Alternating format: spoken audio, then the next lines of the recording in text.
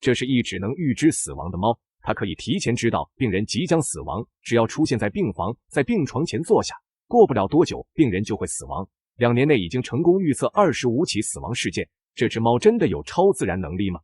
？2007年，美国曾报道了一则有趣的新闻，视频中这只猫咪具有预知死亡的能力。2年前，这只流浪猫被一家养老院收养，取名为奥斯卡。不知从哪天起，奥斯卡总是喜欢跟在医护人员身后查房，每次都要跟着一起进入病房，看一眼就会离开。但如果奥斯卡在病房里陪伴病患，就说明这名病患命不久矣。一开始大家都觉得这是巧合，但后来发现，只要是被奥斯卡光顾过的病患，几个小时后就会死亡。在过去的2年中，奥斯卡已经成功预测过25次死亡了。工作人员们不得不相信奥斯卡确实会预测死亡，于是都会提前告知家属。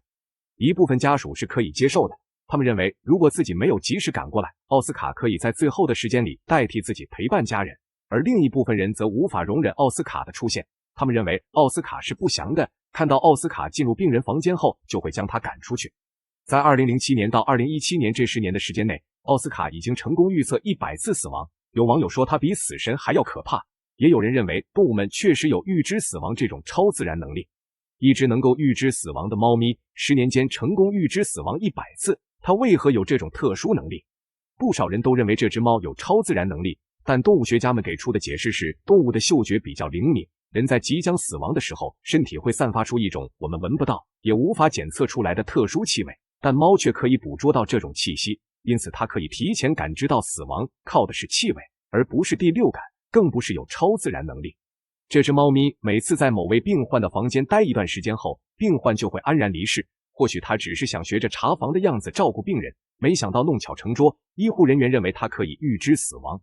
其实不少动物都有这种超乎寻常的能力，比如说狗狗可以检测癌症，准确率能达到 96.7%。不仅如此，它们还可以检测出膀胱癌、糖尿病、乳腺癌等等。狗狗的嗅觉十分灵敏，是人类的40倍左右。它们可以捕捉到我们闻不到的气息，小到细菌，大到病毒，都可以被它们捕捉到。因此，狗狗也可以检测疾病。动物们不仅可以检测疾病，还能提前感知到灾难的来临。不管是遇到地震还是海啸，它们都能提前感知到危险，并及时做出应对策略。得益于极其灵敏的听觉和嗅觉，动物们可以了解到比人类更加丰富和复杂的信息。人类也利用它们的这种能力，让动物们在生活中发挥重要作用。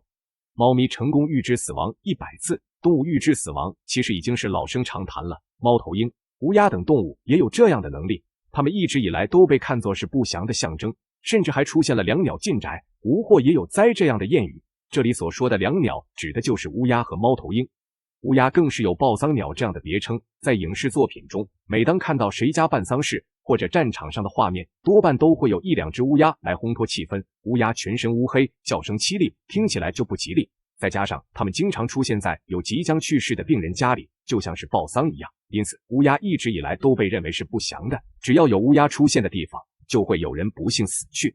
猫头鹰也是如此，作为一种夜间活动的动物，农户们经常能在夜里听到猫头鹰凄厉且低沉的叫声。猫头鹰在狩猎的时候，脑袋可以进行360度的旋转。谁要是在晚上看到猫头鹰，那可真是倒大霉了。在阴沉沉的夜里，有这样一只神出鬼没的猫头鹰盯着人看，这确实瘆人。不管是猫头鹰还是乌鸦，它们之所以和死亡挂上钩，都是因为它们食腐的习性，哪里有腐肉，它们就爱往哪里凑。古代战争结束后，乌鸦就会循着腐肉的气息前往战场上寻找食物，因此被看作是报丧鸟，于是便有了两鸟进宅，无祸也有灾这种说法。乌鸦和猫头鹰就成了不祥之鸟。其实它们并不是能预知死亡，只是人在离世前身体散发出的气息会引来乌鸦和猫头鹰。